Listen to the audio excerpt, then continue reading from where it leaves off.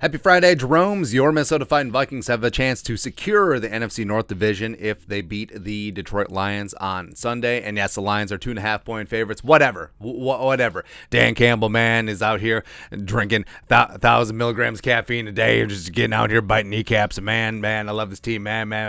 I actually really do like Dan Campbell, but we're going to kick his ass.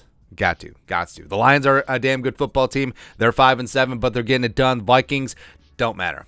10-2, who would have knew, have a chance to win the division on Sunday. So here are 10 keys for a Vikings victory on Sunday. Key number 1, slow down Jared Goff. Now, as weird as it is to say, Jared Goff, we have to call him Goff now, don't we? Nah. He's playing so good that we have to remove the goof tag. So Jared Goff is playing like one of the best quarterbacks in the National Football League right now. And it's weird to say, but he is slanging it. Props to him and OC Ben Johnson. Over the last 4 games, 69%. Nice completion percentage, 981 yards, 5 touchdowns, 0 picks, 104 quarterback rating, and 9.3 yards per attempt. It's crazy, man. It's crazy. Now, what the Vikings need to do is they need to amp up that pass rush yet again. Za'Darius, Daniil, Patrick Jones, everyone up front needs to get after Jared Goff's ass. And they do have a couple of injuries up front on the offensive line. Probably nothing that's going to keep Ragnow out with that foot or Taylor Decker out, but potentially a dinged up offensive line. Got to get after it. Got to get after it. Got to make Jared Goff make a mistake, move him off the spot, and go from there. Next up, key number 2 for the Vikings to get a win on Sunday. Keep Jamal friggin' Williams out of the end zone, man. So it's crazy where Jamal Williams has 14 rushing touchdowns this season, which is tied for the Broncos offense as a whole. Let Russ cook. And the Vikings, the run defense has improved precipitously. Also, it's very nice that Diesel Dalvin Thompson is back. They're currently 17th in the NFL, allowing 4.4 yards per carry. But keeping Williams out of the end zone, also slowing down DeAndre Swift, it's going to be important. It's going to be important because Detroit is going to want to come in, and the Vikings obviously want to be able to stop the pass. But Detroit, I think, may look at the Vikings like, hey, let's run the ball. Let's set up some play action. Let's go from there. But it's going to be key. It's like, not bad for a guy that the Packers didn't want. Cool. Next up, key number 3. Cover Amon-Ra St. Brown. So this one is huge, where I would say that Amon-Ra is easily the second best receiver in the NFC North right now. It's Jefferson, it's Amon-Ra, and that's really about it. About 76 catches, 830 yards, 6 touchdowns on 100 targets this season. Caught the game winner against the Vikings last year. Yeah, we don't remember such things. Also, he had 6 catches for 73 on 9 in the first game. Also, that's with him having a dinged-up ankle in the game, so he could have gone for more. So the Vikings secondary, I got Peterson is playing like some of the best football of his career. Cameron Tiny Dancer potentially returning Sunday is huge. So they're going to have to take care of Amon-Ra, the pride of USC, on Sunday. Next up, key number 4.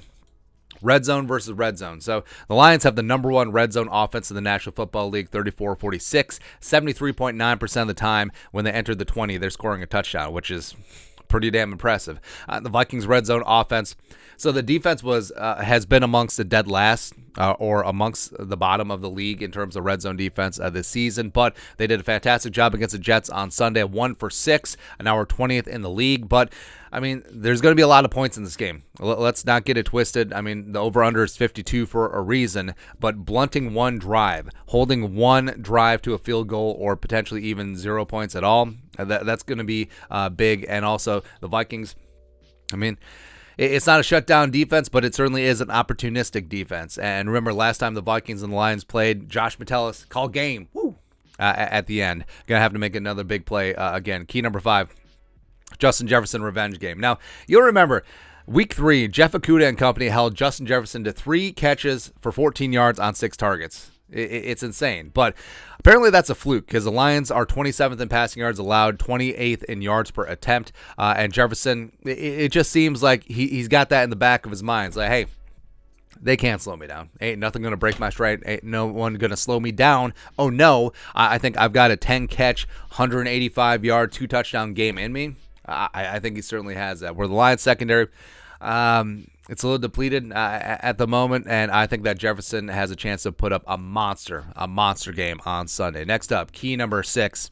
Yes, getting TJ Hockenson in the end zone. Hockenson revenge game back in front of his former team's home crowd, and also he's been instrumental in the Vikings passing game. 30 catches since week 8 when the trade went down, most in the NFL for a tight end. And you know that Kevin O'Connell has something schemed up for TJ to get his. And I think that Hockenson, he's going to show up and show out. He's going to have some energy from his former home fans. And, well, they're probably going to boo him, but that's okay. That's okay. I think that he's going to show him. I still haven't found what I'm looking for. Hey, you're going to miss me when I'm gone. That's what Hockenson is going to do. Next up, key number 7. Also remember, this was a team that wouldn't pay him, that wouldn't extend him. So you know that TJ's got a little something for him. Next up, number 7, let Dalvin cook. So the Lions are 31st in the NFL, allowing 5.2 yards per carry, which is not good. That's no bueno. And Dalvin Cook, his career against the Lions, he's averaging 104.9 yards per game on the ground, 6.07 yards per carry, as well as he's 6-1 for running back wins. And I think running the ball, establishing the run game, wearing down that front 7, keeping play action open and viable, take the crowd out with some long-ass extended drives with Dalvin and Madison, just really hammering things. I think that would make a lot of sense. Let Dalvin cook. Next up, key number 8 for the Vikings get a win on Sunday. Kirko shows out for the hometown crowd. So the pride of Holland, Michigan, he's back. Michigan State, he is Spartan. That's right. He even requested, well, I get 15 sideline passes or something like that. But you know that Kirk wants to put on a show. Putting on a show. Also this season, Kirk, he's not putting up huge garbage time stats, but he's being clutch. 6 fourth quarter comebacks and game-winning drives, and the Vikings defense is dead last, the Lions defense is dead last in the NFL in points and yards allowed. So, this feels like a 50 burger, doesn't it? And the Vikings put 33 points up on the Bills, one of the best defenses in the league, in their building. The Vikings put up 26 offensive points against New England, 33 total. And then also 27 on the Jets.